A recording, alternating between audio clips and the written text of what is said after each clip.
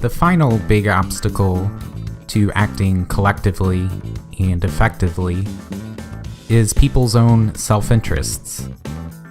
The fact is, a lot of people benefit from all the messed up things in the world.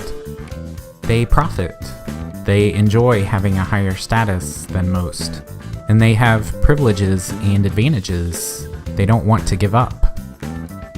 Yes, there are some people who just aren't going to do the right thing, who aren't going to listen to reason, who would rather go down fighting every step of the way than acknowledge their own role in perpetuating injustices. But on the whole, I think we're far too quick to point fingers and create enemies. People don't want to be on the side of wrong. People are capable of great changes in their thinking in just a relatively short period of time. But when we approach social change with a battlefield mentality, we don't give those people a chance to change their minds with dignity. We turn our cause into an absolute, black and white issue that compels them to fight back. We back them into a corner, making it seem like only stupid and immoral people can believe what they believe, a characterization which they're of course going to resist. We make it so that they not only have to change their minds, they have to be humiliated in the process.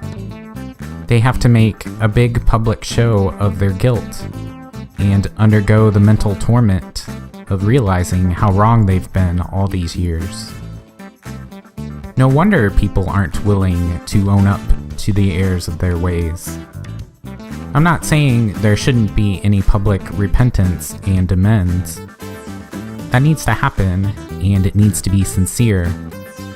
But that process also needs to be made as easy as possible for the people doing it. They need to be welcomed and encouraged for having become more woke, not berated or shamed for having taken so long to come around. They need to be seen as smart, well-intentioned people who somehow went awry in their thinking and ended up not realizing or appreciating the enormous human costs of the policies and practices they once supported.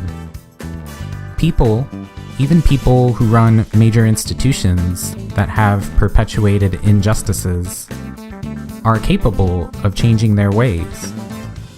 They're capable of being extremely valuable allies and changing those unjust institutions from the inside. But they won't ever do that if the cost of repenting is being shamed as a stupid, immoral monster. We should make the path to conversion as easy and painless as possible. Because, as I keep saying, we're nothing without each other. Individual people, small groups, and even large groups that have made powerful enemies that fight them every step of the way just don't have a lot of power in today's world. Our greatest strength is our numbers, and yet we waste that potential every single day.